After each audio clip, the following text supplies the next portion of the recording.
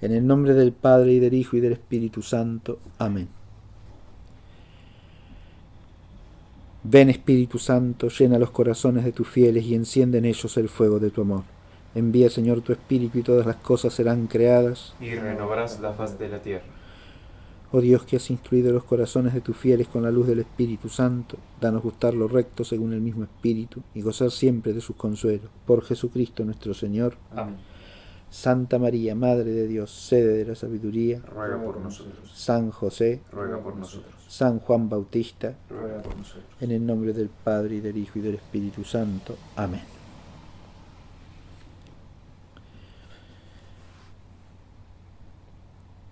Esta cuarta clase del curso sobre el envío del Espíritu Santo lleva por título El misterio de Pentecostés. Y tiene un doble fin.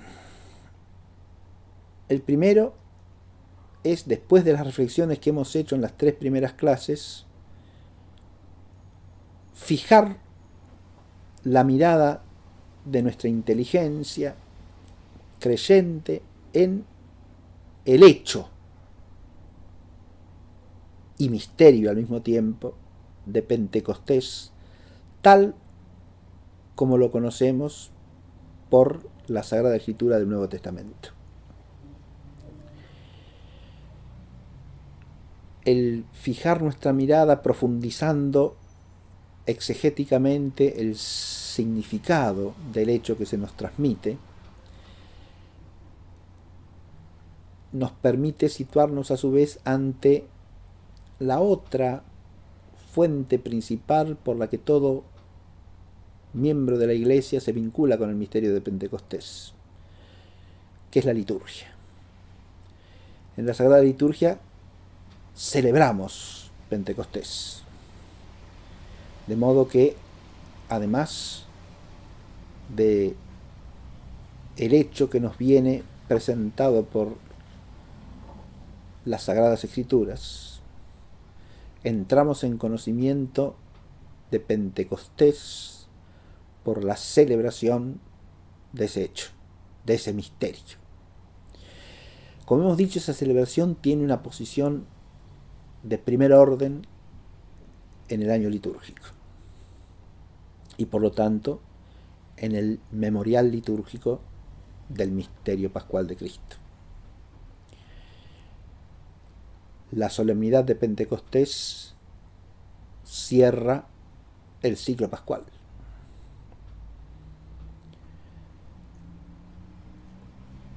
La cincuentena pascual, que se inicia en el domingo de Pascua,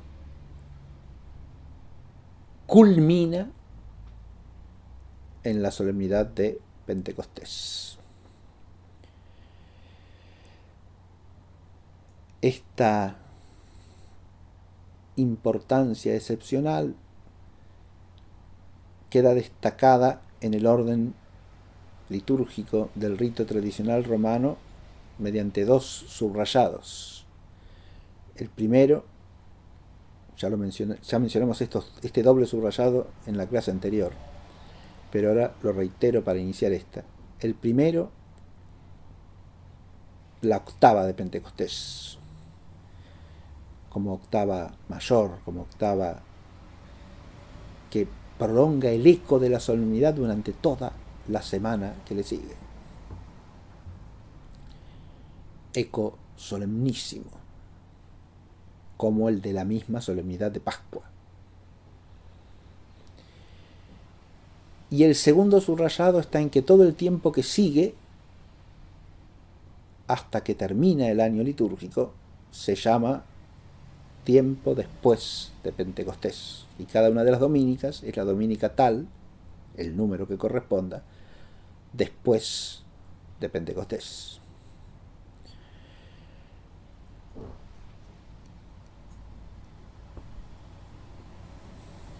Es decir, como hay dominicas después de Epifanía, que caracterizan el tiempo intermedio entre el ciclo de Navidad y la pre-cuaresma, que se inicia con la Septuagésima, hay también las dominicas después de Pentecostés.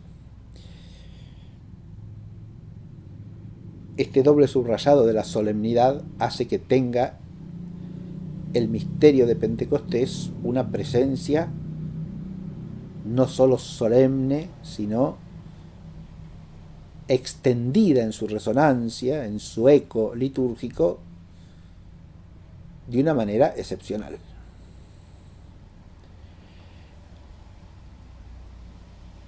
Es un acontecimiento importantísimo, diríamos. La celebración litúrgica del mismo destaca esa excepcional, extraordinaria importancia.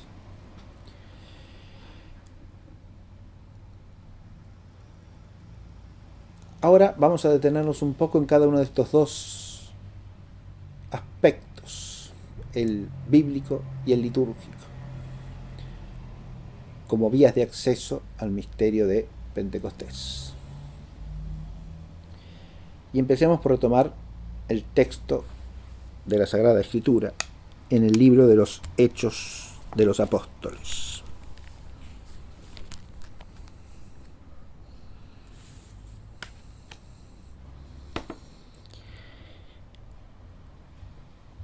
Leemos en el capítulo 2. Al cumplirse el día de Pentecostés,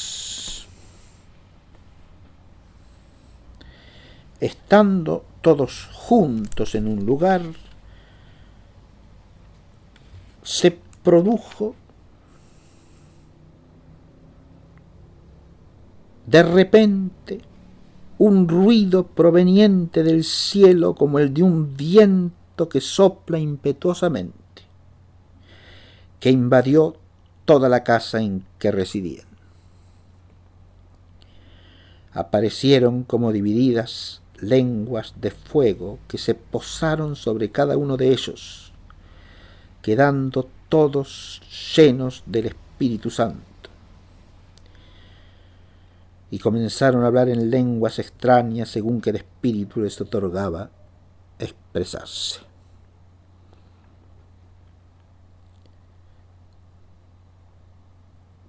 Hasta allí la lectura que abarca los versículos 1 a 4 del capítulo 2 y que nos presenta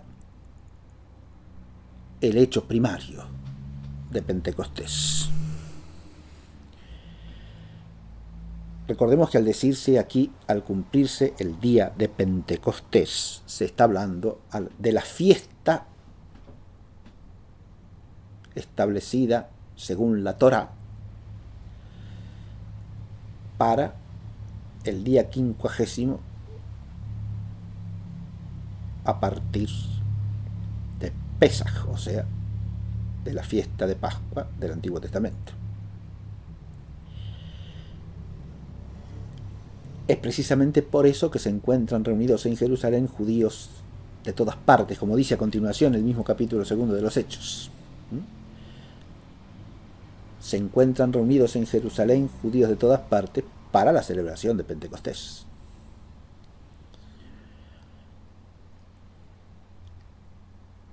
Acá tenemos un primer elemento analógico con la fiesta de Pascua.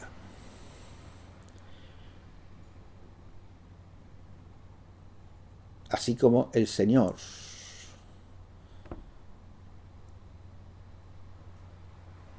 mediante la última cena y su pasión, muerte y resurrección transforma la Pascua del Antiguo Testamento en la Pascua de la Nueva y Eterna Alianza. Ahora el Pentecostés veterotestamentario es transformado por esta culminación del misterio pascual de Cristo en el Pentecostés de la Alianza Nueva y Eterna.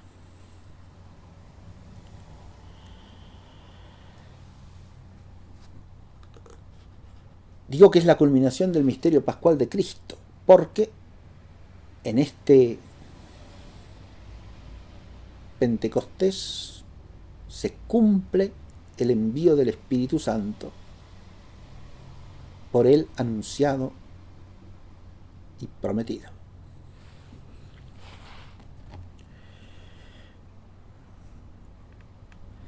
En Hechos 1, 4 y 5 dice: y comiendo con ellos,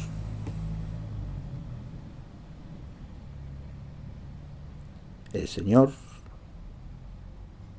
comiendo con los apóstoles.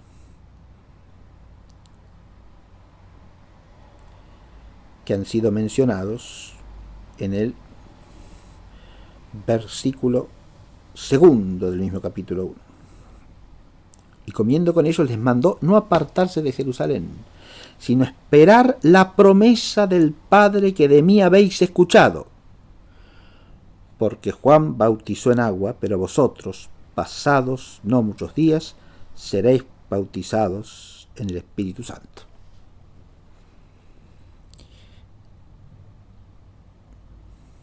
Y después de la pregunta de si es ahora cuando vas a restablecer el reino de Dios, el reino de Israel, el Señor les contesta,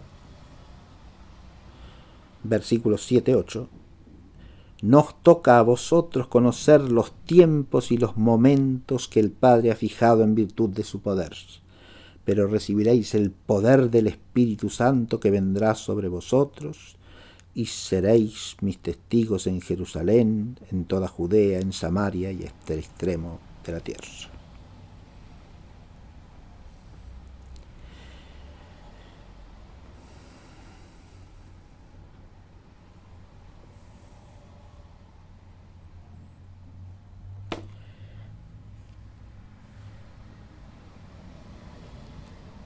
Hay, por lo tanto, en Pentecostés el cumplimiento de una promesa.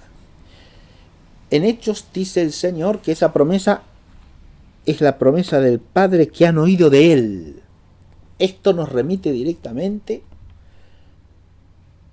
a esos textos que leímos en la primera clase, que corresponden a la cena en el Evangelio de Juan, en que el Señor hace solemne promesa del envío del Espíritu Santo.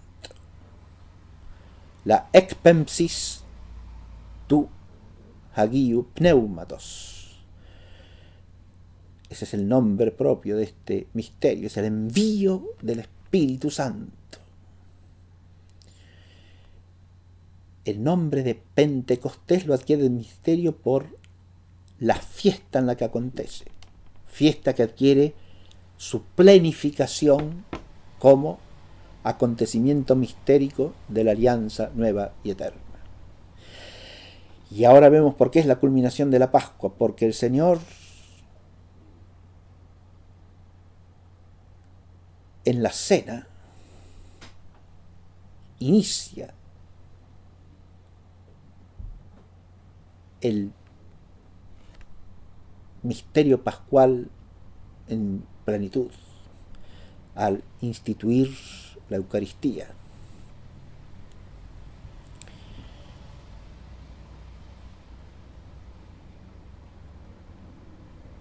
Lo prosigue al entregarse a su pasión y muerte, al subir voluntariamente a la cruz.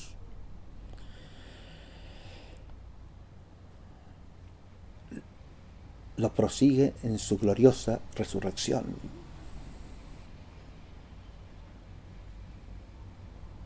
En su manifestación como resucitado durante 40 días hasta que asciende. Y una vez ascendido, culmina ese misterio pascual con el envío del otro Paráclito. Ahí está el otro nombre del misterio, es el misterio del otro Paráclito, del Espíritu Santo, que el Padre enviará, que enviarán el Padre y el Hijo juntamente, según las dos expresiones que aparecen en el texto de Juan. Este Espíritu Santo que viene porque es enviado, envío del Espíritu Santo. Es el Paráclito. Es el otro Paráclito. En ese otro Paráclito hay que subrayar el otro, porque ahí se está señalando la analogía entre los dos misterios del envío, ¿no? El envío del Hijo por la encarnación y el envío del Espíritu Santo. Ese envío del Espíritu Santo es el que hace nacer a la Iglesia. Eso no está dicho explícitamente en el texto del libro de los Hechos, pero está claramente dicho de modo implícito. ¿Por qué? Recordemos que antes del capítulo 2, el último tramo principal del capítulo primero, que es prácticamente la mitad del capítulo, nos transmite la acción que emprenden los apóstoles después de la ascensión del Señor, que es la de elegir un nuevo apóstol para restaurar el número duodenario, para que los que ahora son 11 vuelvan a ser los 12. Y este hecho es de una significación clarísima, porque el número duodenario de los apóstoles es un signo que nos remite al número duodenario de las tribus de Israel. Y el hecho de que los apóstoles sean 12, lo que significa claramente en toda la escritura del Nuevo Testamento, es que son como los epónimos de las 12 tribus, las piedras fundamentales del pueblo de Dios o del Israel de Dios de la nueva y eterna alianza. De manera tal que ahí está claramente aludida la Iglesia. La Iglesia como el misterio que emerge de Pentecostés. Advirtamos que aquí ya entra en juego un tema al que hemos aludido en clase anterior, que es la del término material del envío. O sea, ¿quién recibe el envío? Y son básicamente los apóstoles, los 12. Así como son los descendientes de los 12 hijos de Jacob que salen de Egipto, los que a través de la mediación de Moisés van a ser constituidos en Israel de Dios, en el pueblo de Dios de la antigua alianza. Así, análogamente, estos 12 van a ser constituidos en la Iglesia de Cristo.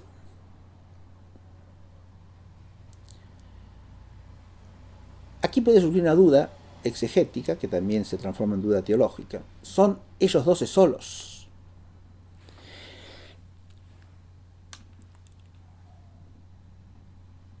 Se puede contestar a esto de distintas maneras. ¿Por qué? Y porque el versículo 1 del capítulo 2 dice: al cumplirse el día de Pentecostés, estando todos juntos en un lugar. ¿Quiénes son todos juntos en un lugar?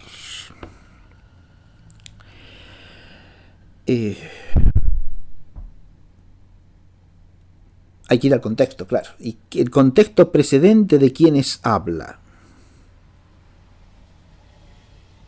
Leo.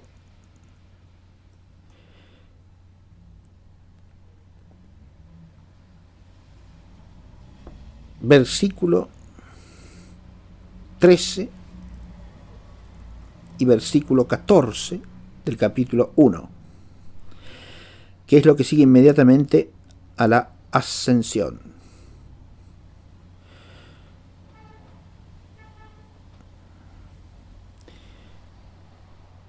Cuando hubieron llegado, los que asistieron a la ascensión,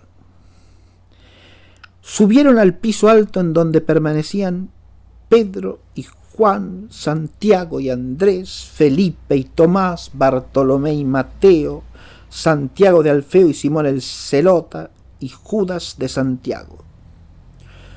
Todos estos perseveraban unánimes en la oración con algunas mujeres, con María, la madre de Jesús, y con los hermanos de éste.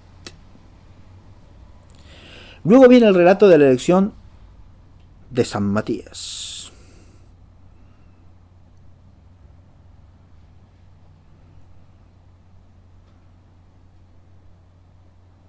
Omito el grueso del relato.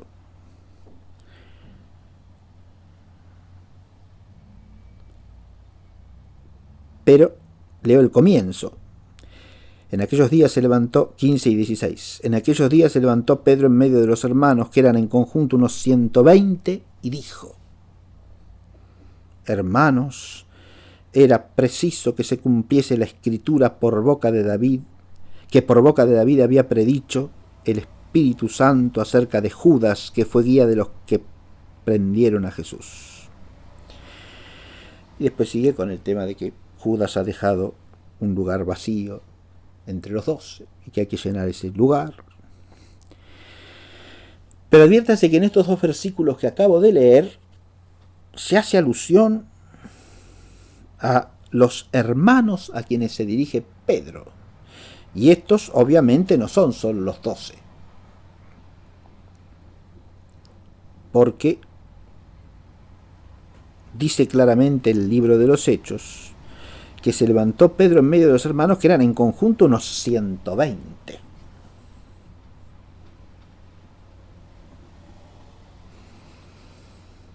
Así que ahora, además de los apóstoles, a los apóstoles, como es después de la elección de Matías, a la enumeración de los 11 que hemos leído, hay que agregarlo a Matías, y están los 12. Pero parece que a estos hay que agregar, en primer lugar, a las mujeres que perseveraban con ellos en oración, a María Santísima y a los parientes del Señor que acompañan a María,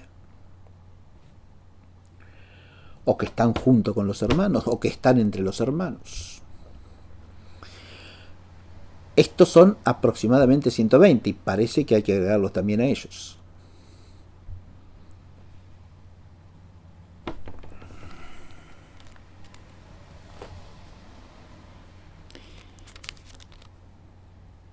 Después de relatar el procedimiento que siguen, los dos candidatos que hay, ¿no? José, por su nombre Barsaba, llamado Justo, y Matías, los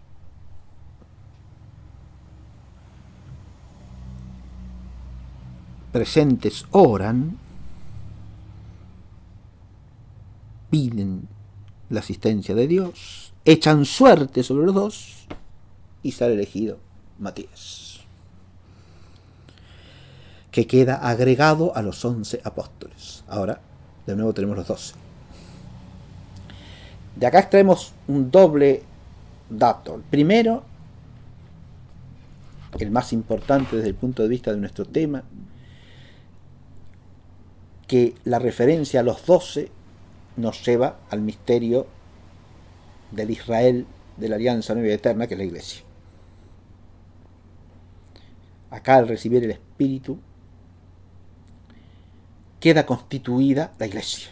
Al recibir ellos, todos ellos que estaban congregados juntos en un lugar, como dice el versículo 1. Ahora, ¿quiénes son todos ellos? Viene ese otro dato, pero el otro dato no es absolutamente claro. Porque ¿quiénes son todos ellos? Son los 12. Son los 12 y las mujeres que perseveraban con ella en oración, y María Santísima.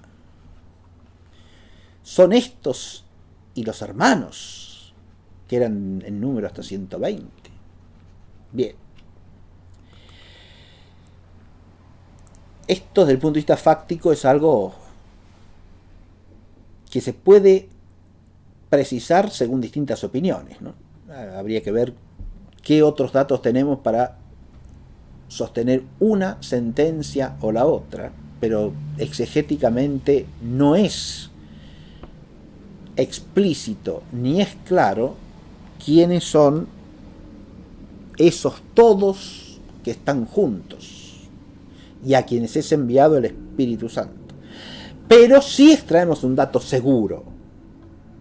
En esos todos hay un grupo fundamental y absolutamente necesario, que es el de los apóstoles. Entendamos el todos como lo entendamos, ellos necesariamente están incluidos, porque el mínimo de los todos son los 12. Es decir, el final del capítulo primero hace alusión explícitamente solo a los 12. Pero el comienzo de ese relato hace alusión a que estaban los 12, más todos los otros que menciona el versículo 14, ¿no? Los 12, las mujeres que oraban junto a ellos, María y los hermanos del Señor. A todos esos el versículo 15 les añade los hermanos que eran en conjunto alrededor de 120, unos 120. Ahora, después de esto, viene todo el relato de la elección por suerte y cómo el elegido resulta Matías. Y el versículo 26 que culmina el capítulo, y echaron suerte sobre ellos, y cayó la suerte sobre Matías, que quedó agregado a los 11 apóstoles. Al cumplirse el día de Pentecostés, estando todos juntos en un lugar, ¿se puede entender que son los 12 apóstoles o no? Y tranquilamente, el sujeto tácito más próximo son los 11 a los que ha quedado agregado Matías, ¿no? Porque el versículo 26 dice, echaron suerte sobre ellos, los dos candidatos, es decir, José el justo y Matías, y salió elegido Matías, ¿no? Y echaron suerte sobre ellos y cayó la suerte sobre Matías, que quedó agregado a los 11 apóstoles. E inmediatamente sigue el texto, al cumplirse el día de Pentecostés, estando todos juntos en un lugar, ese todos juntos puede referirse a los 12, tranquilamente. El contexto, el sujeto tácito contextual más próximo serían los 12. Esos 11 más Matías, que ha quedado agregado a ellos. Pero también podemos entender que se refiere a un sujeto tácito más remoto. Todos esos que están involucrados en los hechos que se mencionan, ¿no? Cuando vuelven los apóstoles de ver a la ascensión, de contemplar la ascensión del Señor,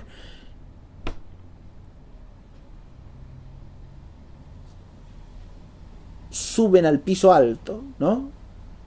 Donde se unen a quienes, a las mujeres que perseveraban con ellos en la oración, a María y a los hermanos del Señor.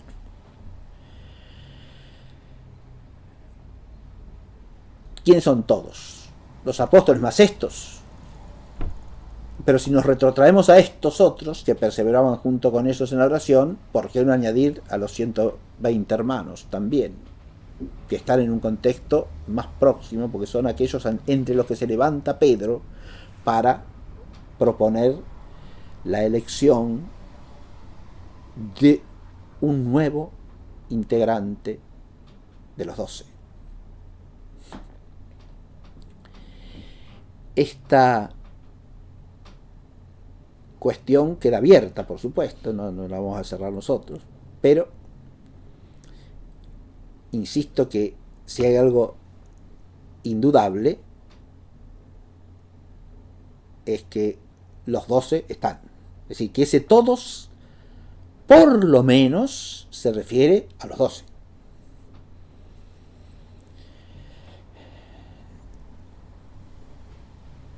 La iconografía cristiana a lo largo de los siglos ha centrado la representación del misterio de Pentecostés en los 12. Y los dos modos de representación más comunes del misterio de Pentecostés las dos variantes que se registran son o los 12 solamente, o los 12 y María Santísima.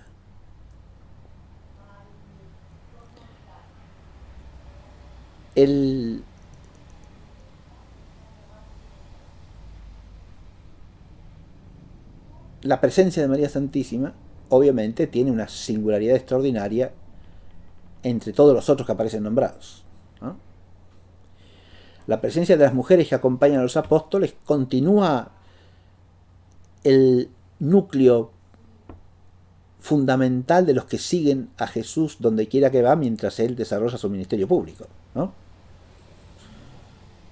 El núcleo de los discípulos centrado y culminado por los 12 y las mujeres que los acompañan, ¿no? Asistiéndolos.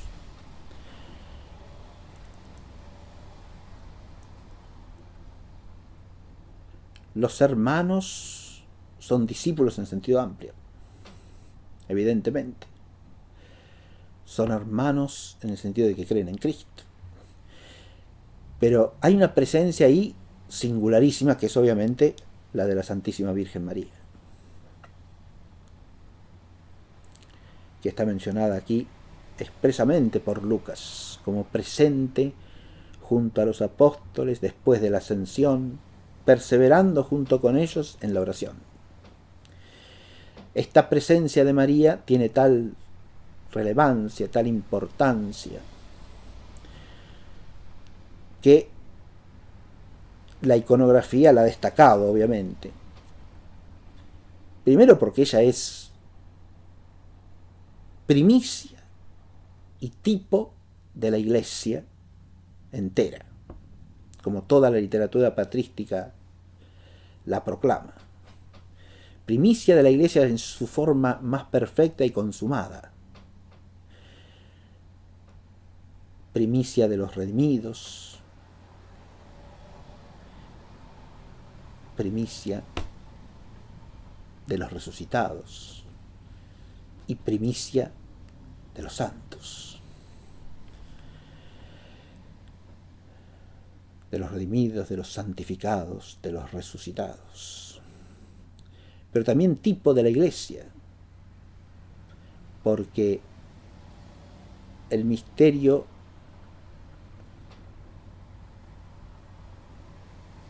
esponsalicio entre Cristo y su Iglesia, en que la Iglesia es la esposa del Cordero, según el lenguaje de Juan, y la madre de los creyentes, es base para la tipología en la cual la esposa por excelencia de Dios y la madre de los creyentes es la misma madre del Señor, es decir, María Santísima.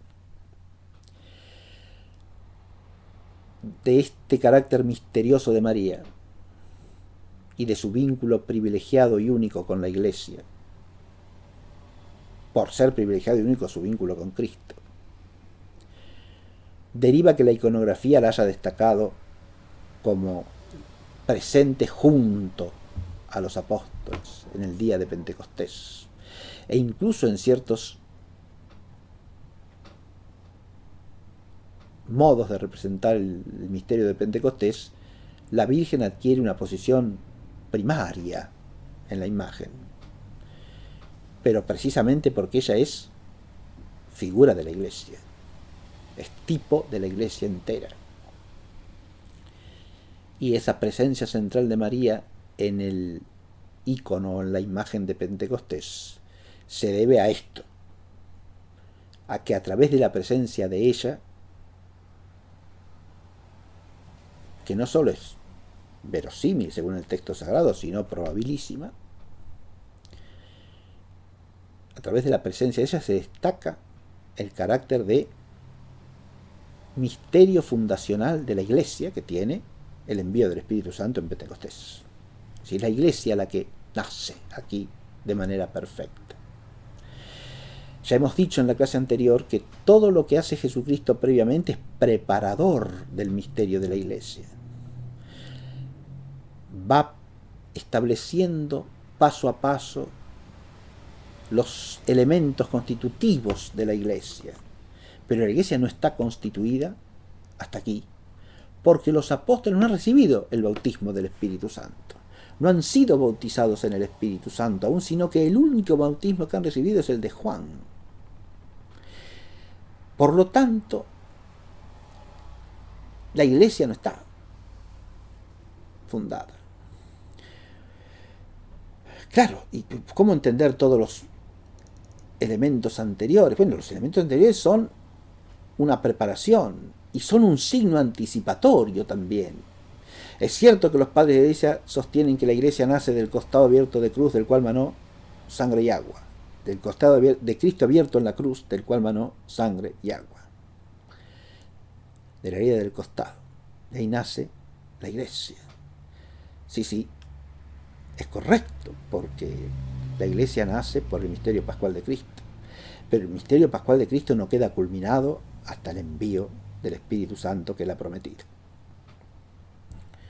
Una indicación importante a este respecto la encontramos en la estructura del credo apostólico. El símbolo apostólico no menciona expresamente el envío del Espíritu Santo. Después de hablar de la ascensión del Señor, habla de su segunda venida.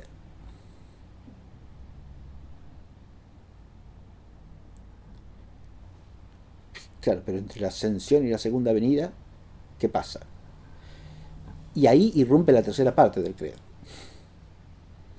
El credo tiene tres partes porque es un credo triádico, tripartito, que tiene su forma originada en la fórmula del bautismo, en el nombre del Padre y del Hijo y del Espíritu Santo, y en la triple profesión de fe ligada a la fórmula bautismal: creo en el Padre y en el Hijo y en el Espíritu Santo, que es el credo cristiano más primitivo. En el Hijo, Jesucristo nuestro Señor. Eso es lo que se agrega inmediatamente para completar el credo y que aparezcan los dos misterios centrales, es decir, la Trinidad y la encarnación del Verbo. Porque el Hijo, Dios el Hijo, es Jesucristo nuestro Señor.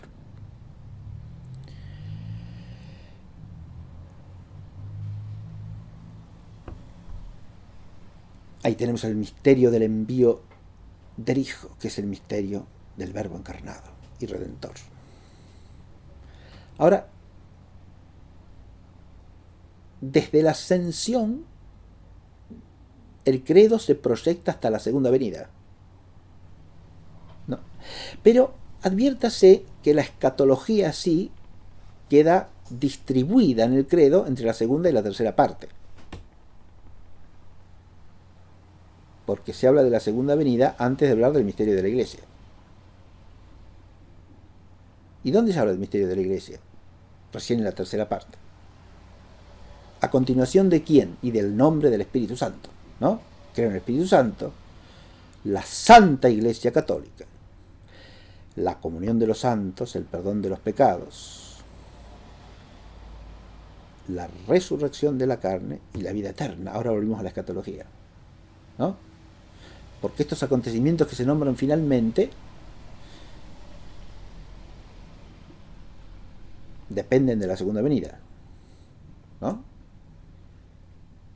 O sea, se darán solamente cuando el Señor vuelva. La resurrección de la carne y la vida eterna de todo el universo mundo, elevado al reino de la gloria de Cristo. Ahora, entre la ascensión y la segunda venida está todo esto entonces. ¿Pero qué está sobre todo? ¿El Espíritu Santo? No, el Espíritu Santo es persona divina que existe eternamente, claro. ¿Pero qué es lo que se liga directamente al Espíritu Santo en el credo? La Santa Iglesia Católica, la cual está a su vez asociada a todo lo demás, porque la Santa Iglesia Católica va ligada a la comunión de los santos. Sí, claro. al perdón de los pecados también, de los que todavía no creen por su conversión y por su bautismo, y de los que ya han sido bautizados por la penitencia, por ese atar y desatar que ha sido conferido como potestad a los apóstoles, con un signo en la octava de la Pascua. El Señor sopló sobre ellos y les dijo: recibid el Espíritu Santo. Signo anticipatorio de Pentecostés. Claro que sí.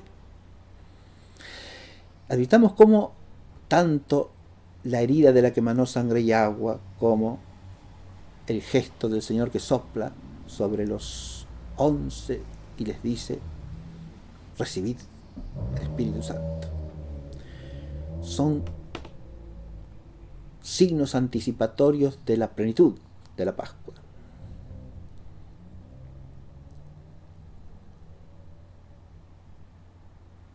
Porque a través de todas estas acciones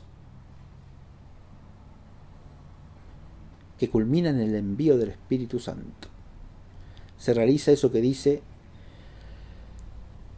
al comienzo del capítulo 13 Juan en su Evangelio: y habiendo amado a los suyos, los amó hasta el fin.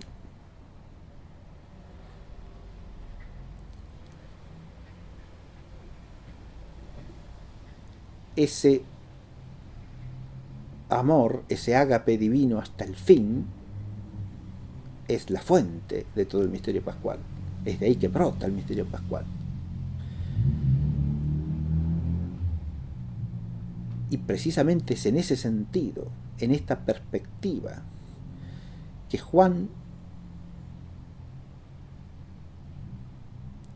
hace aparecer al Espíritu Santo no solamente como prometido en cuanto a su envío en el Sermón de la Cena, sino que lo hace aparecer también en la crucifixión.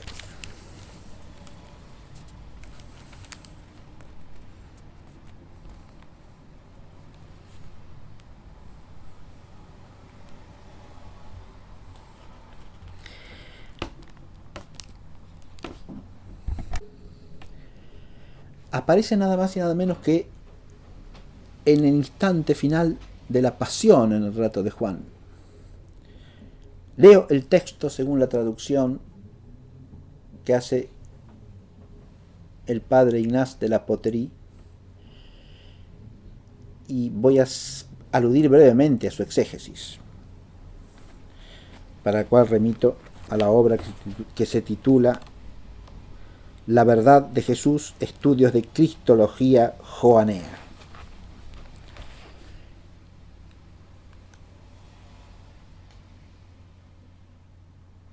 Dice el texto: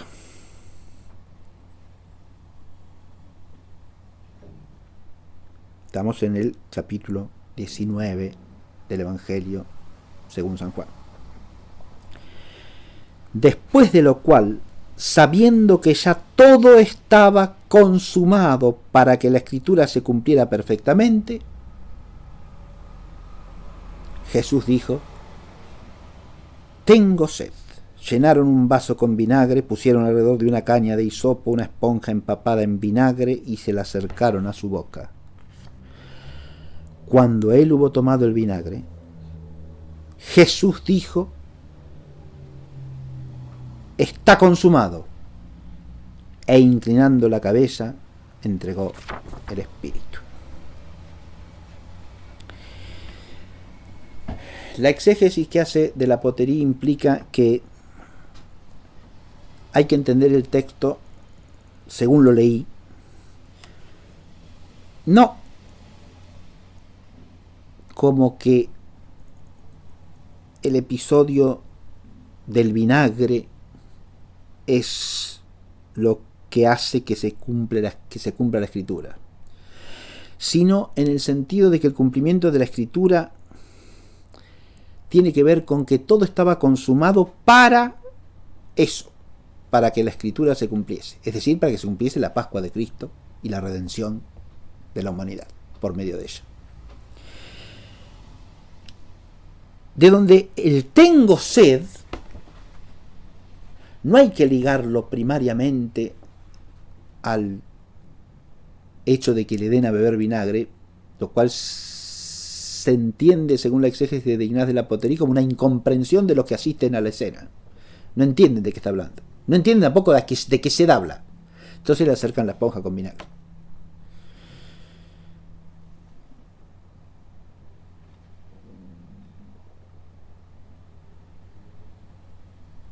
Jesús dijo, está consumado, e inclinando la cabeza, entregó o dio el espíritu.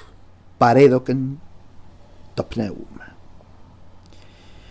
Y leo lo que dice de la Poterie. Es precisamente este deseo del don del espíritu lo que Jesús al morir expresa por última vez al decir, tengo sed. Esto está en estricto paralelo con el os conviene que yo me vaya, porque entonces el Padre os enviará el otro Paráclito, el Espíritu Santo. El deseo, releo, es precisamente este deseo del don del Espíritu lo que Jesús al morir expresa por última vez al decir tengo sed. Inmediatamente antes ha dicho, Jesús sabe también que si él mismo no parte, el Paráclito no vendrá a ellos. 16:7. Ya había dicho a sus discípulos, yo rogaré al Padre y él os dará otro Paráclito que esté con vosotros para siempre. 14:16. Es precisamente este deseo del don del Espíritu lo que Jesús al morir expresa por última vez al decir, tengo sed. Este deseo comenzará a realizarse en el momento mismo de su muerte, de aquí el doble sentido de la expresión paredoken topneuma. Al exhalar su espíritu, Jesús entrega el espíritu a los creyentes. Como ha dicho acertadamente el padre Benoit, Jesús al morir abre el paso al espíritu.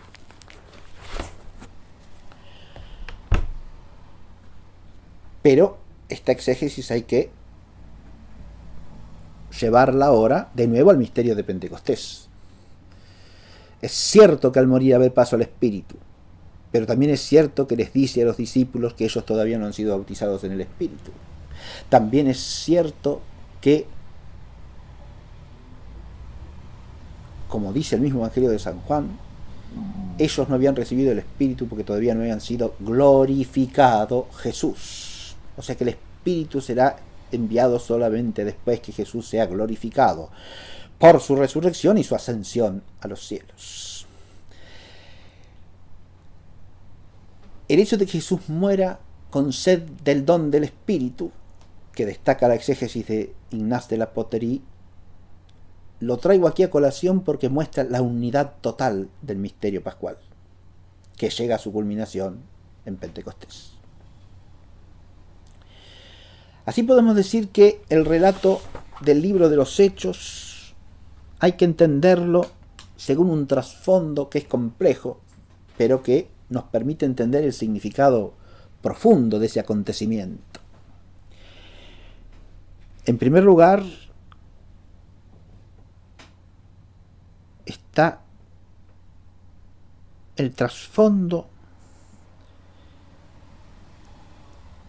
que podríamos llamar veterotestamentario, y este nos permite entender a través del episodio de la elección de Matías que ese envío de Pentecostés está ligado a la constitución definitiva del Israel de Dios, del pueblo santo de Dios, de la alianza nueva y eterna. Este no es como el otro, un Israel preparatorio y prefigurativo, sino que es el Israel definitivo, para siempre. Porque el Espíritu, como dice el mismo Evangelio de Juan, vendrá para siempre. Será enviado para siempre. Este es el carácter definitivo de la Pascua. instaura un horizonte que no es temporal, sino para siempre. El acontecimiento del envío del Espíritu Santo no es un acontecimiento puntual que se agota en sí mismo. Y esto es de fe porque lo dice la Escritura. El Espíritu es enviado una vez para siempre. Lo mismo que en el envío del Hijo, la encarnación es para siempre. En el envío del Espíritu Santo, el Pentecostés pneumático es para siempre. Es decir, este envío del Espíritu es un misterio que empieza a existir, pero que de 100 más existe para siempre. El otro trasfondo es el trasfondo del Sermón de la Cena, sin el cual no se entiende adecuadamente el misterio de Pentecostés, porque ahí aparecen las fórmulas más claras del anuncio del envío. E incluso podríamos decir los nombres del envío, ¿no? Es el envío del Paráclito, del otro Paráclito. Es el envío del Espíritu de la verdad, que es el Espíritu del Ágape. Son dos nombres que también están en Juan, en el Sermón de la Cena. Los dice el Señor, es el Espíritu de la verdad, que los llevará a la verdad completa. Es el Espíritu del Ágape, del amor divino.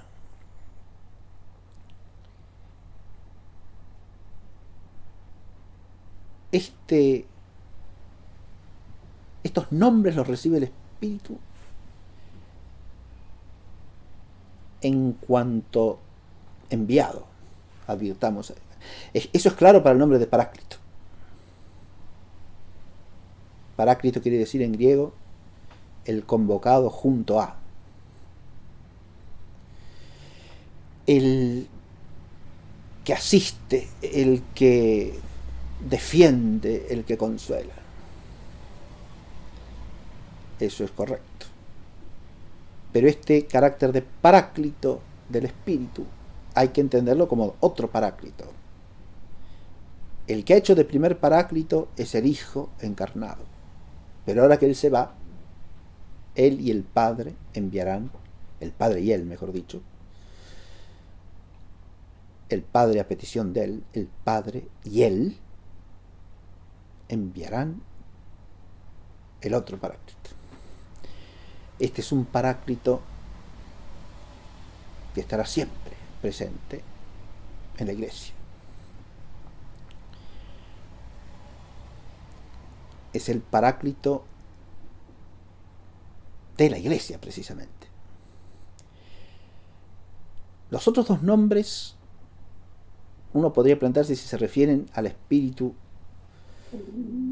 con respecto al origen eterno, como persona divina, o también hacen alusión al Espíritu como enviado. En el contexto, más bien parece que hay que notar esto segundo. El Espíritu de la verdad, hay que entender ahí verdad en sentido zoaneo y bíblico. La verdad es la plenitud del designio divino comunicado a los hombres. Y por eso Jesucristo es la verdad, porque es el cumplimiento perfecto y central de los designios de Dios. Él es la verdad. De modo que decir el Espíritu de la verdad, es decir, el Espíritu de la plenitud de la economía, o sea, del designio eterno de Dios realizado en el tiempo. Y el Espíritu del ágape, porque precisamente el mismo Sermón de la Cena señala que es el ágape, el vínculo que distingue a los discípulos como discípulos, porque esa participación del amor con que Cristo nos ha amado es el objeto del mandamiento nuevo que le da a los discípulos en la cena: amaos unos a otros como yo os he amado. Pero para eso hay que amar como Dios. Y el espíritu del ágape es el que introduce ese amor divino en la Iglesia. Acá ya vamos viendo aparecer cómo los nombres del Espíritu, en cuanto que enviado, tienen que ver con el misterio de la Iglesia en su totalidad y en su raíz más profunda. Ahora, este Espíritu que es enviado a los 12,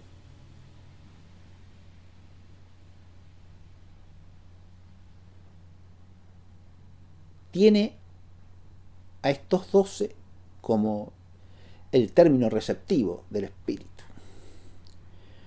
Término material, decimos, en vocabulario escolástico, porque es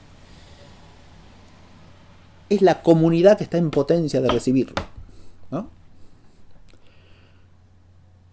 Y que preexiste al envío. Y ahora viene la cuestión ya especulativa en que tenemos que detenernos.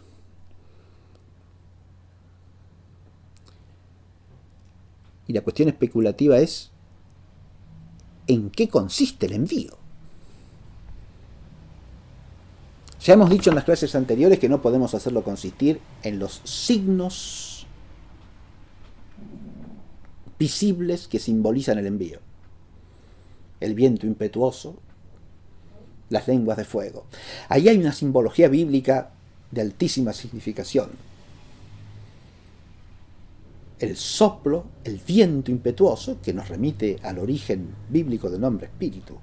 En hebreo, ruach significa soplo, hálito, aliento. En todo el Antiguo Testamento es lo que significa y simboliza la omnipotencia creadora de Dios. Que aquí se haga alusión a un viento impetuoso nos reafirma en el misterio de Pentecostés como misterio por el cual es creada la Iglesia. Si algo significa esto, precisamente, es que ahí irrumpe la omnipotencia creadora de Dios, e irrumpe de una manera culminante, porque es un viento impetuoso, ¿no? Que resuena en todo el lugar. Eso es lo que dice el texto de Lucas. Un viento impetuoso que resuena en toda la casa. O sea, es una erupción extraordinaria, asombrosa, de la omnipotencia creadora de Dios. Esto nos remite al signo del Espíritu de Dios que aleteó sobre la superficie de las aguas. Esto es el comienzo del Génesis. Así como en el principio del prólogo de Juan nos remite al origen, este texto de Lucas también nos remite al origen. Pero hay otro símbolo que es el fuego. ¿Y el fuego es símbolo de qué en la Escritura?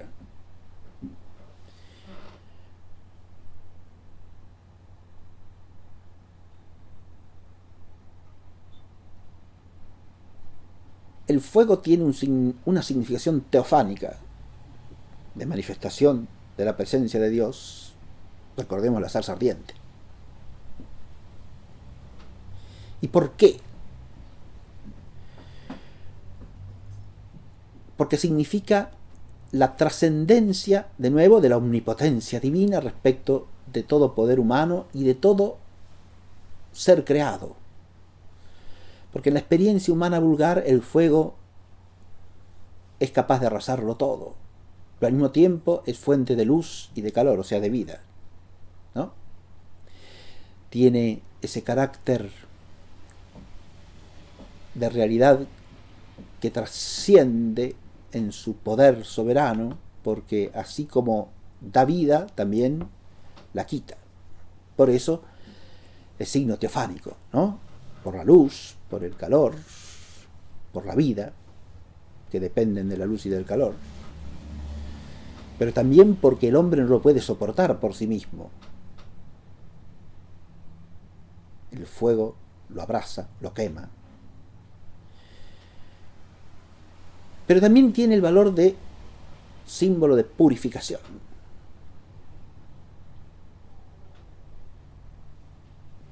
Baste pensar los carbones encendidos que purifican la boca del profeta Isaías en el relato de la vocación del profeta.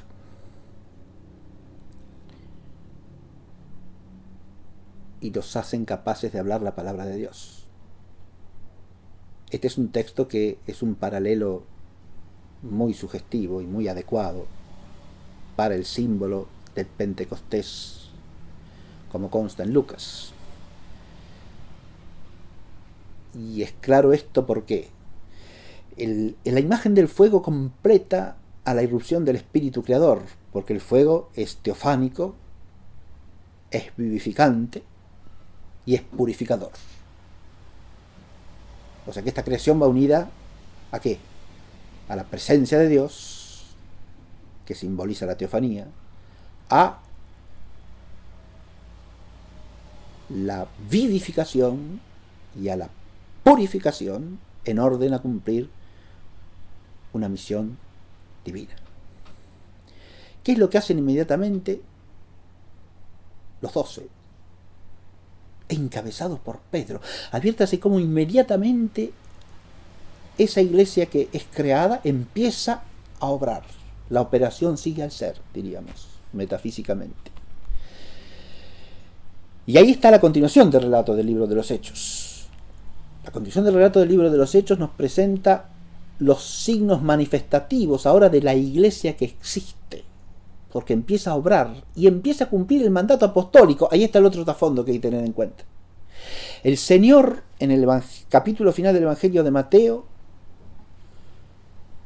manifestándose en su gloria resucitada a los 11, les dice que a Él le ha sido dada toda potestad en el cielo y en la tierra. Y en base a eso, les comunica lo que se llama el mandato apostólico. Yendo pues a ser discípulos a todos los pueblos gentiles, bautizándolos en el nombre del Padre y del Hijo y del Espíritu Santo y enseñándoles a guardar todo cuanto yo os he mandado. Y yo estaré con vosotros hasta la consumación de este año. Ahora bien,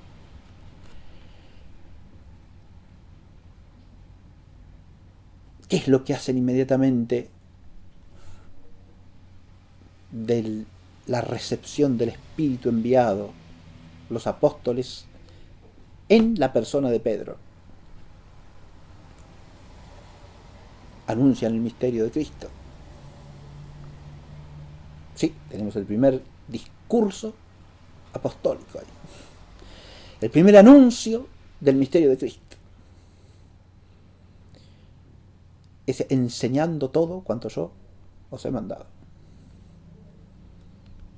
Pero para eso tienen que empezar por manifestar quién es Él, para que los hombres crean en Él y puedan ser discípulos de Él.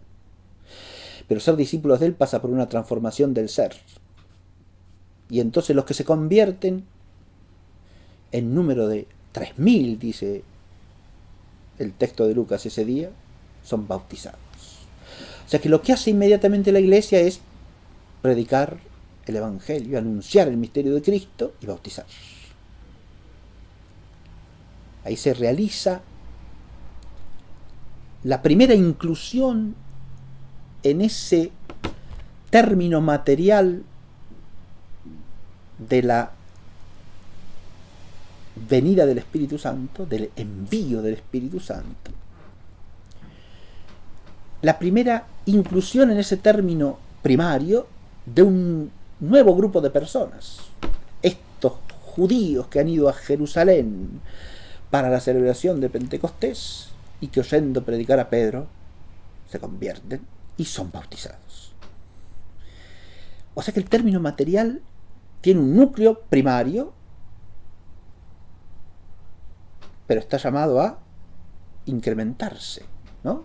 De hecho, el término material es abierto porque incluye de manera primaria, o primeramente primaria, diríamos, para riesgos de ser muy escolástico, primeramente primaria a los 12, e incluso se podría incluir a María allí. De manera secundariamente primaria a todos los otros que pudiesen estar presentes junto con ellos. pero que ya eran discípulos. Es decir, ya estaban predispuestos a recibir el bautismo porque creían en Jesucristo. Se habían adherido a Él. Los seguían. Creían en su palabra, en su promesa.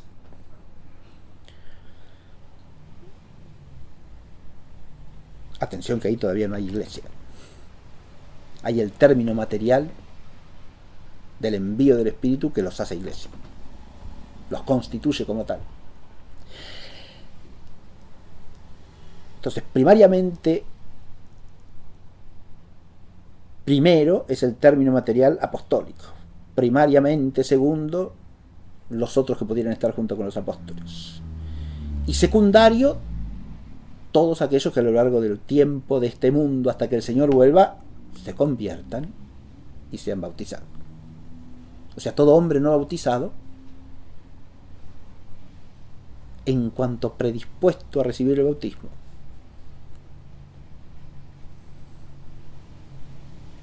por la fe en Jesucristo, pre-bautismal, diríamos así, constituyen el término material del envío. Y el término formal, ¿cuál es? Y son los mismos apóstoles, pero en cuanto han recibido aquello que los liga al Espíritu Santo. Y ahora viene el asunto, ¿qué es eso? Porque recién acá empezamos a tocar la cuestión especulativa. ¿Qué es lo que pasa en Pentecostés? Bueno, nace la iglesia por el envío del Espíritu Santo. ¿Y eso qué significa? Significa que los apóstoles reciben la gracia santificante. Y que la gracia santificante por apropiación nos lleva a decir que ha sido enviado el Espíritu Santo. Porque santifica. Y santo es el nombre propio del Espíritu Santo. Esa es una posibilidad. Es la tesis común a partir del siglo XIII, digamos. Pedro Lombardo, Santo Tomás, San Buenaventura, Juan Duns Scott.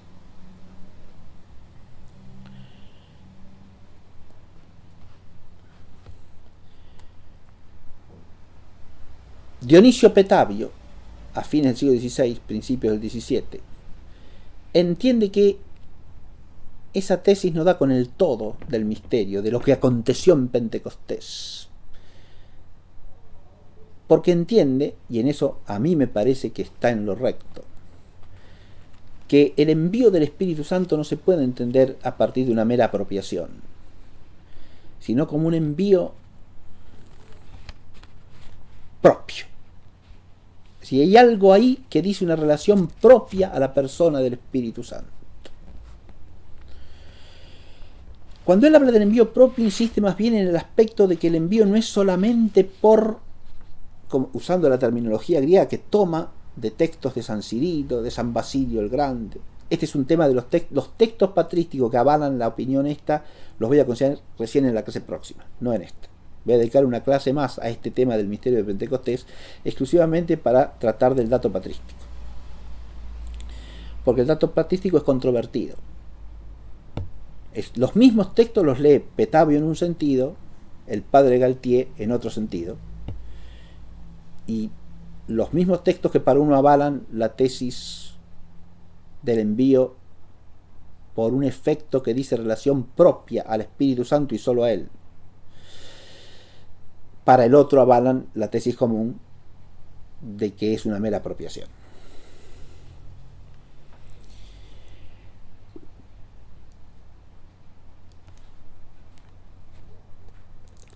Así que la cuestión de los textos patrísticos la dejo de lado, pero lo que dice Petavio es que no es por mera energía, o sea, por mero influjo de la divinidad en cierta operación, o por la acción creadora de Dios, digamos así, ¿no?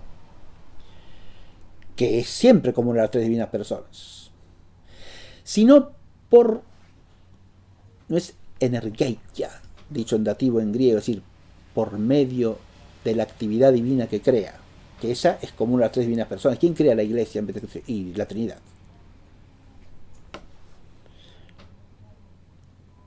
Si hay algo creado que aparece ahí, es efecto de la omnipotencia de la Trinidad.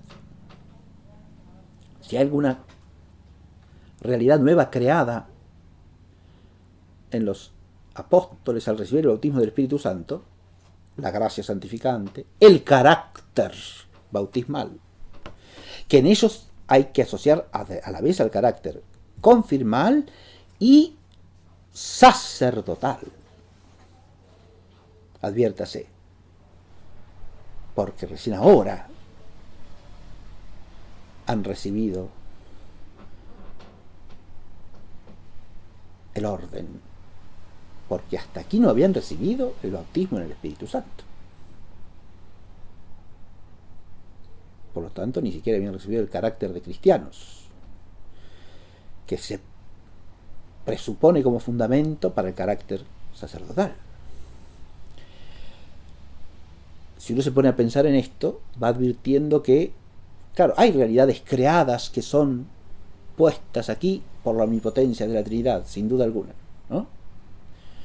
La gracia santificante, el carácter bautismal, y con la gracia santificante los dones, los carismas, charismata, que vienen con la gracia y que se manifiestan al empezar a predicar, al ponerse a bautizar, es decir, en el cumplimiento del mandato que les ha sido impuesto por el Señor Jesucristo, con su autoridad soberana sobre cielos y tierra. Y se manifestará en todas sus acciones a lo largo de su vida, esa gracia que ahora habita en ellos y que les ha sido infundida por el Espíritu Santo que les ha sido dado.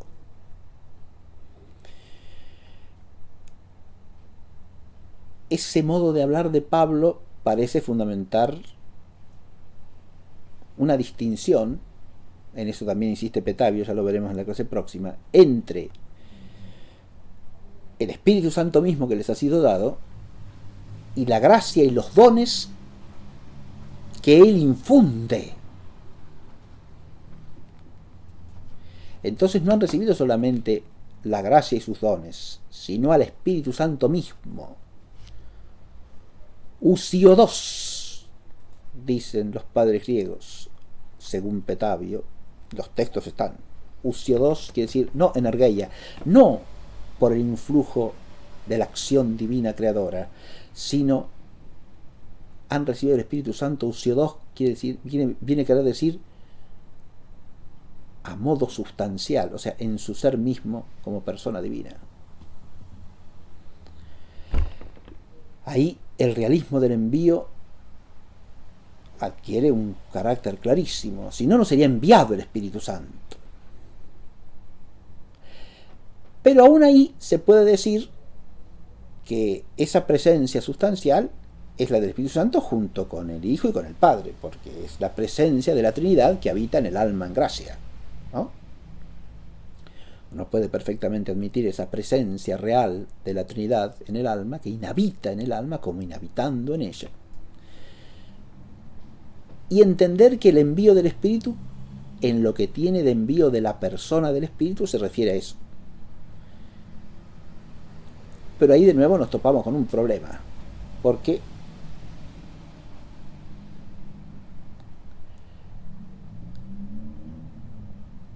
si lo que queremos decir es que por la presencia de la gracia en el alma, como don creado, habita en nosotros Dios, de cuya vida esa gracia es participación, y habita trinitariamente, y por lo tanto las tres divinas personas están presentes en nuestra alma, inhabitándola.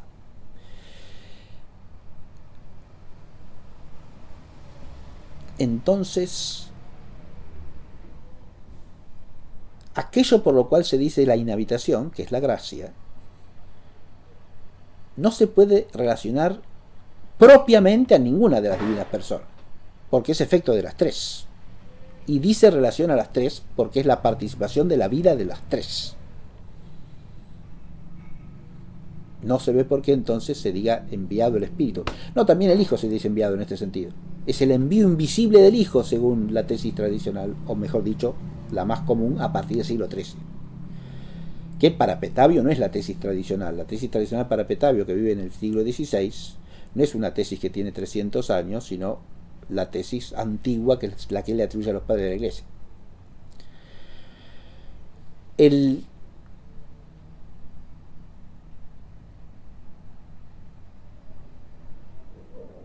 entender de esa manera el envío del Espíritu Santo en el sentido de Lucio II, que es lo que hace Galtier, por ejemplo. Insisto que esto lo voy a desarrollar más ampliamente en la clase próxima. Implica, en mi opinión, dos defectos desde el punto de vista teológico. El primero es que la noción de envío referida al Espíritu Santo queda totalmente cambiada en relación con la de envío referida al Hijo. Ya he señalado esto.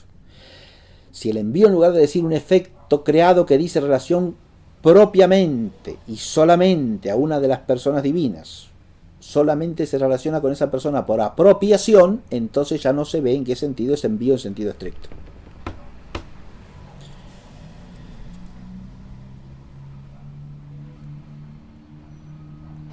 Si el envío se reduce a una presencia de la Trinidad en los cristianos, entonces no se ve en qué sentido estamos hablando de envío del Espíritu Santo. Me parece que es claro esto. Pero hay un segundo problema, y es que esa interpretación, al llevar el tema de la inhabitación por la gracia de la Trinidad en el alma al ser personal, individual de cada cristiano, está pasando por alto un dato del misterio de Pentecostés, y es que quien recibe el Espíritu Santo enviado no es una persona sola, sino ciertamente cada una de las personas que están presentes, pero constituyendo una comunidad. Porque el Espíritu Santo es enviado a la comunidad apostólica. La comunidad tiene su núcleo en los apóstoles y en los que están siguiéndolos o están junto con ellos. Llamemos la comunidad apostólica. Es la comunidad apostólica la que recibe el Espíritu Santo y es constituida en iglesia. No es un individuo aislado. En este sentido, el Espíritu Santo es enviado a un término material que es una comunidad de personas que creen en Jesucristo, creen en su promesa y esperan el cumplimiento de la misma. La promesa del envío del Espíritu, que es la culminación de su Pascua, el fruto de su Pascua, fruto del cual él tiene sed en la cruz, fruto que les anuncia como promesa para siempre, el Espíritu que será enviado para siempre. A la comunidad, que es el término material receptor, ¿para constituirlo en qué? ¿A cada uno de ellos en un individuo santificado? No, para constituirlo en iglesia. El Espíritu Santo tiene por término formal a la iglesia. Esto es lo otro que hay que entender. Y por eso, en mi opinión, aquí viene el aspecto especulativo de esta clase. El término formal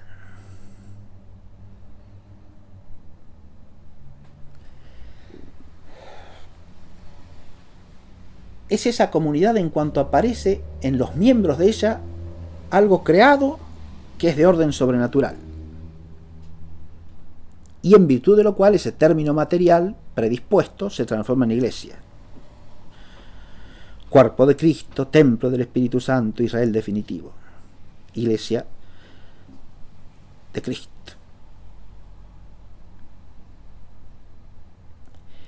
Como el término material es una comunidad, es un cetus, diríamos en latín, unas societas. Esa realidad que hace que exista la iglesia tiene que ser que es una realidad social también. La iglesia es una realidad social, es una societas, sobrenatural, misteriosa societas. es una sociedad neumática, es una sociedad en el espíritu. Más aún, en la unidad del espíritu. Y acá vamos advirtiendo algo que para mí es importantísimo en este tema. El espíritu es el principio de unidad real de esa iglesia que queda constituida por su envío. Todos esos miembros del Chetus, que es término material, pasan a ser miembros de una sociedad misteriosa que tiene un principio divino de unidad. Y por eso es misterio. Es realidad al mismo tiempo divina y humana, visible e invisible, pero en un único ser.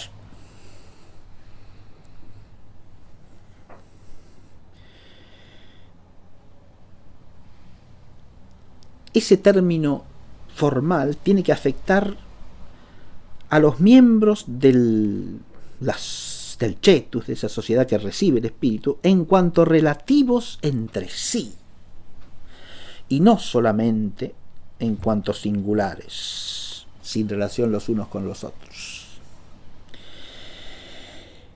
Debe ser algo que diga relación formalmente solo al Espíritu Santo, y por lo que éste se diga enviado al término material y unido real y personalmente al mismo.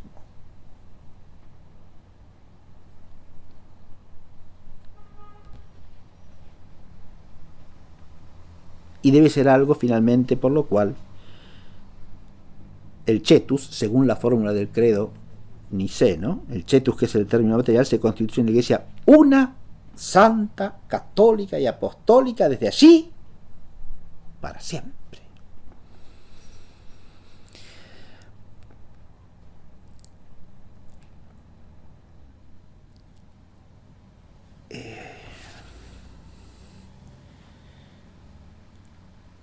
Y ahora, para terminar esta clase, me queda todavía en el tintero algo que quería desarrollar en esta clase de hoy, pero ya se ha hecho demasiado extensa, lo dejo también para la próxima, que es el recorrer los textos, ciertos textos litúrgicos que son la otra entrada, dije, en el misterio, pero el recorrido de textos, tanto patrísticos como litúrgicos, que completan el dato positivo que fundamenta toda esta problemática, y cualquier tesis que se maneje en la misma, lo desarrollaré en la clase próxima. Para ir terminando, digo que, y vuelve a asomar la tesis, pero quizá con una mayor precisión que en la clase pasada, en que apenas hizo su primera aparición. Lo que a mí me parece es que acá hay un efecto creado que está ligado, según la doctrina común, al bautismo, pero que es anterior y, si se quiere, más radical que la gracia santificante. Esa realidad creada,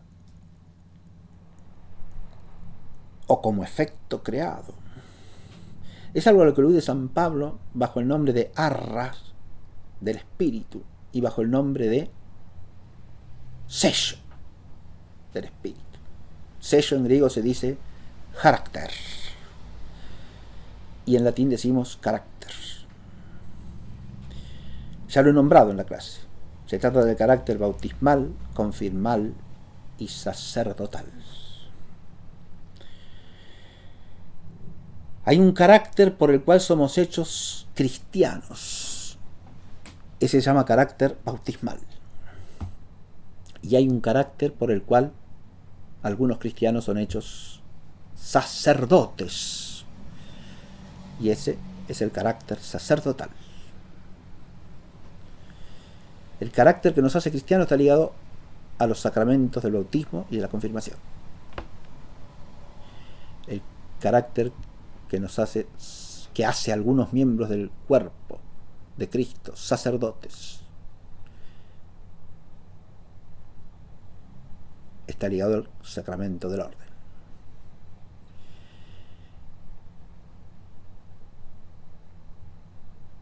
Ahora bien, el carácter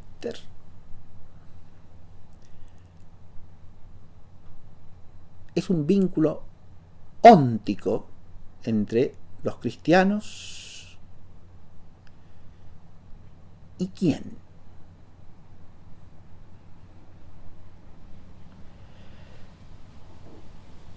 Pablo dice que el que nos sella es el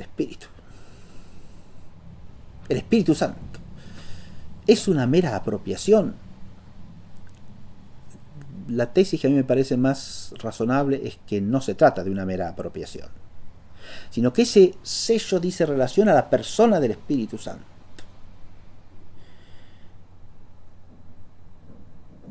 Es un efecto creado por el que el ser de las personas que están ligadas en esa comunidad creyente, que quiere pertenecer a Cristo y que está esperando al Espíritu del Señor,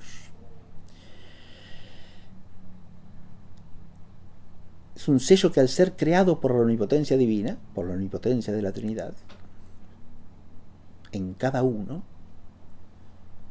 hace que queden ligados entre sí y ligados a Dios, pero ligados a Dios por su vínculo al Espíritu Santo que ha sido enviado. Que es enviado ahí, precisamente. Es en eso que hay el envío. Porque ese carácter nos liga a Dios de una manera nueva. No ya a Dios como creador, sino a Dios en cuanto que por el envío del Espíritu Santo, adviértase, Dios hace existir a la Iglesia.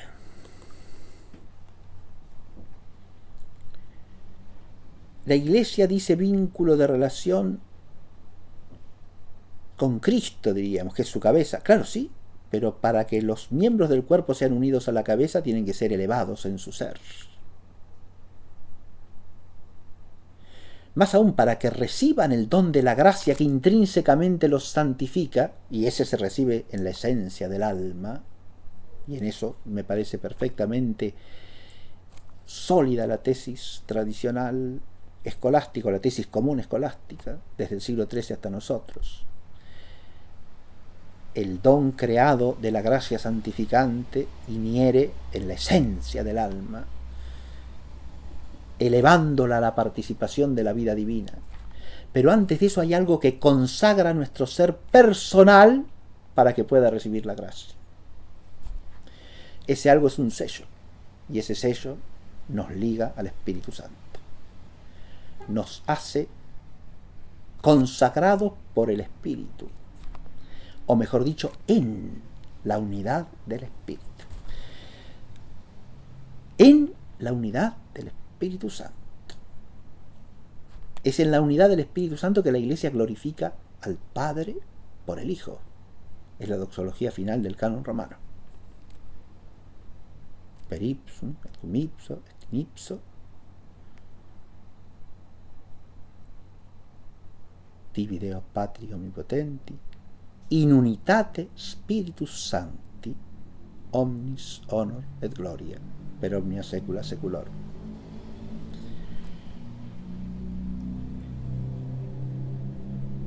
Al Padre, todo honor y gloria por los siglos de los siglos, por Cristo, con Él y en Él. En la unidad del Espíritu Santo, dice el es una doxología extraordinaria y sublime, en la cual, fíjese, no nombramos a las tres divinas personas indistintamente como término de la glorificación, como en la doxología más común, con que se termina cada salmo en el oficio. Gloria Patri et Filio et Spiritui Sancto, sic ut erat in principio et nunc et semper et in saecula saeculorum. Sino que la gloria se dirige al Padre, por, con y en el Hijo, en la unidad del Espíritu Santo. Esta forma la voy a comentar la clase próxima, porque puede dar lugar a cierta discusión exegética, en la que ahora no me parece razonable entrar. Pero hay una unidad en el Espíritu, que es la unidad que constituye a la Iglesia en sujeto de alabanza, de glorificación, de adoración. Y esta unidad en el Espíritu es lo que hace a la Iglesia una, santa, católica, apostólica. Son los rasgos propios de la Iglesia, las notas distintivas de la Iglesia de Cristo. Es una, es santa, es católica, es apostólica, en virtud de un vínculo real con la persona del Espíritu. Digo ahora especulativamente, no de fe, no dogmáticamente, sino como la sentencia especulativa que me parece que recoge más completamente el misterio. Esta fórmula de acudir al carácter hay que relacionarla a su vez con otra cosa, y ahora aparece la otra dimensión de la tesis, porque estoy tratando de mostrar que la tesis implica primero reconocer el carácter no meramente individual, sino social, misterioso pero social, del misterio de Pentecostés. Y entonces, ¿cómo damos cuenta de esto? Bueno, precisamente me parece que hay un dato de la antropología metafísica, o de la metafísica aplicada a la antropología, que permite vislumbrar, por lo menos, cómo ese don primero del carácter, en que arraiga la posibilidad de recibir la gracia santificante, en la cual a su vez se contienen los dones, los carismas que vienen de la gracia, y todos los hábitos con que las potencias del espíritu humano son elevadas como efecto de la gracia santificante, empezando por la fe habitual teologal, por la esperanza y la caridad. De la caridad también voy a hablar más adelante, no en la clase próxima, que es una continuación de esta, sino recién en la otra, que va a ser la quinta del programa. La cuarta queda dividida en dos.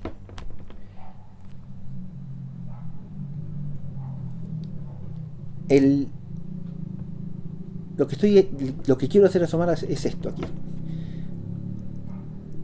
Es el misterio metafísico, ya no de orden sobrenatural, sino natural, de la persona humana, constituida en sí misma por una doble relatividad. Una al ser personal de Dios, como causa primera. Ahí hay una relación por la cual la persona es persona. Uno puede entender que el constitutivo de la persona, o sea, la subsistencia, es esto o aquello según la tesis a la que adhiere en esta materia.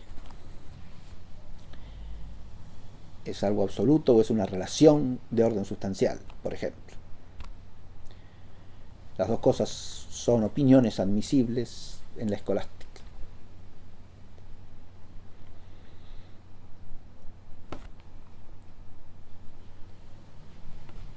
Cuando digo una relación sustancial, creada, estoy diciendo algo que tiene entidad sustancial, pero al mismo tiempo tiene carácter de relación, no de relación predicamental, sino de relación sustancial.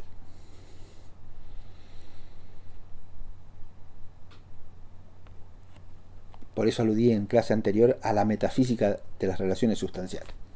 Pero el ser personal humano es al mismo tiempo interpersonal. Primero, por la relación real que tiene a Dios, necesariamente como su creador. Es relativa. Claro, ¿cómo puede ser relativo lo más perfecto del ser sustancial, que es el en sí? Pero es que se trata de un en sí creado. Insisto que para entender la hipóstasis en sentido metafísico-antropológico hay que entender algo más que la relación del ser creado. La relación del ser creado, pero del ser creado como persona. En que la persona dice relatividad, digo, a Dios como ser personal, queda abierta a Dios, y al mismo tiempo relacionada realmente con Él como efecto suyo. la persona, en su ser de persona. La subsistencia misma creada, que es lo que personaliza la sustancia, de naturaleza espiritual. Y es al mismo tiempo el ser de la persona humana o de la persona creada, un ser personal, interpersonal en relación con otras personas de la misma naturaleza. Antes de ser social, tiene una interpersonalidad metafísica de carácter trascendental, porque ninguna persona creada agota su naturaleza común, de hombre o de espíritu puro, sino que ni puede vivir y existir realmente sin relación con otra persona de su naturaleza. Entender esto ya es una cuestión metafísica en la que voy a insisto, en la clase quinta. Voy a detenerme en la exposición de esto. Pero si uno advierte esto y dice que el carácter se da en la persona, ya tenemos que ese carácter es necesariamente relacional con Dios y con los demás. Pero si es algo creado de orden sobrenatural, relaciona sobrenaturalmente. Y ahí es donde viene la relación real con la persona del espíritu, de ese carácter que modifica el ser personal, la subsistencia creada, que es lo que hace ser hipóstasis a la sustancia de cada uno de nosotros. Esa subsistencia creada recibe una modificación, si se quiere, a modo de un accidente que inhiere en ella. Eso sería una manera de hablar que tiene sus cuestiones problemáticas, o un modo sobrenatural de existir que se le añade, que es lo que la sella, pero la sella de manera tal que ese sello indica una relación a la persona del Espíritu Santo. ¿Cómo qué? Como principio de unidad, como fundamento de la eclesialidad, como fundamento permanente de la consagración de esas personas a ser miembros de Cristo, hijos en el Hijo, miembros de la Iglesia. Y por eso es un sello indeleble, que perfecciona lo más profundo del ser de cada hombre, que es su ser personal. De ahí, esa persona queda habilitada para recibir el don de la gracia santificante, que es la consecuencia primaria del carácter, pero que se puede perder a diferencia del carácter. Y sin embargo permanece esa relacionalidad que destina, que consagra, que hace existir para, y que al existir establece una relación al Espíritu Santo como paráclito, como testigo. Y estos son dos términos que aparecen en la Escritura. Es el testigo porque atestigua, según la primera epístola de Juan, junto con el agua y la sangre. El Espíritu es el testigo y es además, o sea, mártir en griego, y es el paráclito, el otro paráclito dado para siempre, enviado para siempre. Bien, por hoy podemos dejar aquí y ya trataremos de completar este tema del misterio de Pentecostés en la clase próxima. En el nombre del Padre, y del Hijo, y del Espíritu Santo. Amén.